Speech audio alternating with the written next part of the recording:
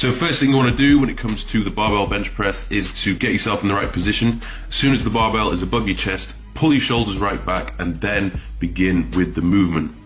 You want to make sure that you keep your shoulders retracted throughout the entire set.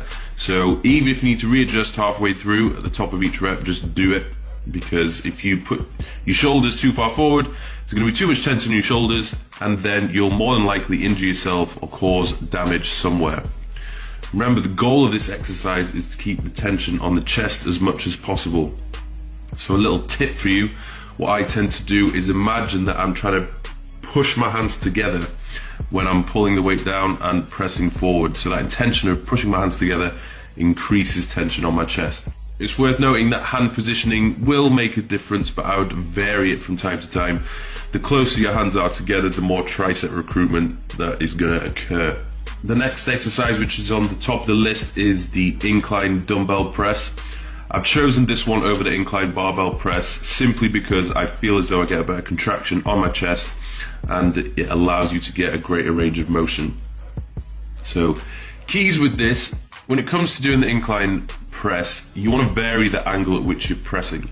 Keeping the angle the same, the entire time that you do an incline press is only going to work the same fibers over and over again. So vary it from time to time, all the way from 45 degrees down to 20 degrees. It doesn't matter, just mix it up.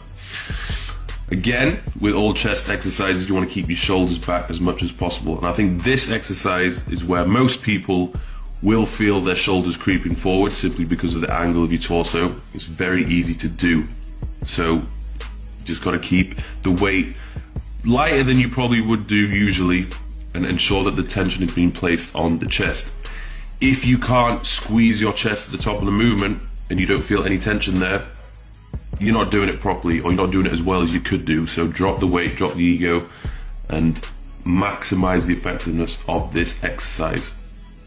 I always try to imagine when the weight is at the bottom of the position, as I press it up, I'm trying to bring my elbows together and trying to get my elbows to touch. It's that intention of bringing my elbows together which helps me to get that contraction at the top of the movement. So the next exercise we move on to is the incline cable fly. Now, I've chosen this one for a number of reasons, but the main reason is because at the top of the movement, due to the direction at which the cables are pulling your hands away, you are able to maintain tension at the top of the movement and you can squeeze your pecs. So if you compare it to the dumbbell fly, when the dumbbells are directly above you, because gravity is pulling down straight through your arms, it's very hard to get that squeeze, get that contraction. Most people simply relax at this point, but because the cables are pulling your hands apart, you're never really relaxing, or you shouldn't be relaxing. The same goes for all chest exercises. Keep your shoulders back as much as possible, squeeze the contraction at the top of the movement, and I would recommend varying the angle of that incline from time to time just to recruit different fibers. I feel as though this one is quite effective at hitting the upper chest as well, so if that's your weaker area, I would bear that in mind. And again, when it comes to thinking this one through, I have the intention of trying to bring my elbows together at the top of the movement.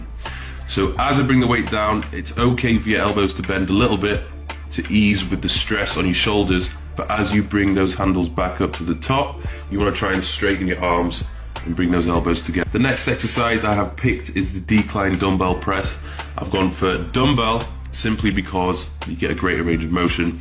I feel as though I get a better contraction with it and it's more effective for me personally. It's not to say that decline barbell press isn't effective, but it's just a personal preference. I will mix it up from time to time, but this one I feel trumps the barbell. Again, I feel as though it's good because of the angle of your torso. It's much easier to keep your shoulders back. It's harder to push your shoulders forward when the angle of your torso is on a decline. I feel as though this one is also extremely effective at getting the outer lower sweep of the chest.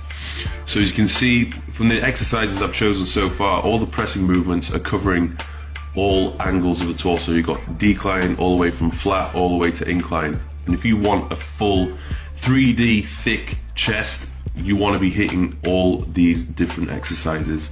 Next one I would go for is the standing cable fly. Again, I feel as though this one's really effective, and it's one I see many people do wrong because they're either lifting too heavy or they just allow their shoulders to creep forward and they just don't Get as much contraction and tension placed on the chest as they should. The shoulders are doing all the work, particularly the front delt. So keep upright, keep your posture steady, and don't allow the shoulders to creep forward. So reduce the weight if you need to. Again, with the cable fly, which you saw earlier, I have the intention of trying to bring my elbows together at the bottom of the movement. Okay, this is the function of the pec, to bring your elbow across the body. So you want to get that elbow across your body as much as possible to shorten the pec. Don't try and keep your elbows bent and just bring your hands together, because you're not.